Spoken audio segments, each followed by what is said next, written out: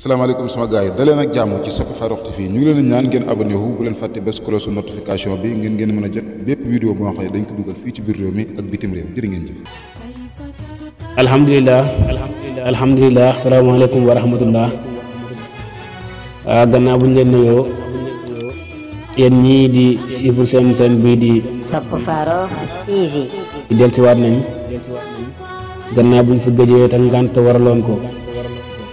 deltuwaat nañ ci mawduu bi ñu tuddee hikmatul yawmi ñu nekkoon ci wàllu ñaari woy dencante kenn ku nekk lan moo war a nekk taxawaayam ñu jëloon mbir mi yépp ëppalee ko ci wàllu soxna si ndax moom fu mu toll rek ne xut rek li ko borom këram gërëmee ne xut ngërmandel borom këram ñu waxoon ne asawjatu muwaafaqa توقن بأن سر سعادتها في دنياها وأخراها في ثلاثة أمور: تقواها لربها، وطاعتها لزوجها في غير معصية، وحرصها على إسعاده.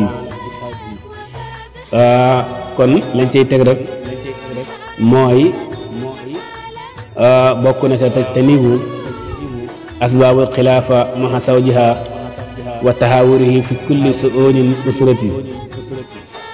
wa minha tajtanibu taskiri zawja bi axtaihi wa qad istalaha yawmuha wala tusakkirhu illa bi umuri tayyiba allati kanat baynahuma. sa bokk ci lii tax soxna si jot ngërëmal borom këram mu baña mu teet lépp loo xam ne maanaam mu teet lépp loo xam ne day sabab ak wuutee moom ak borom këram lépp loo xam ne leer na ko lii bu ko defee day tax bi maanaam ak wuutee am seen diggante bi te muy loo xam ne nii yàlla gërëmu ko subaa loolu na koy teet tey diisoog moom si mbirum famille bi lépp loo xam ne mu ngi ko bëgg a def dégg nga de si famille bi si xale yi si njaboot gi da say diisoo ak borom këram dëgg de su ko defee rek jàmm dina am.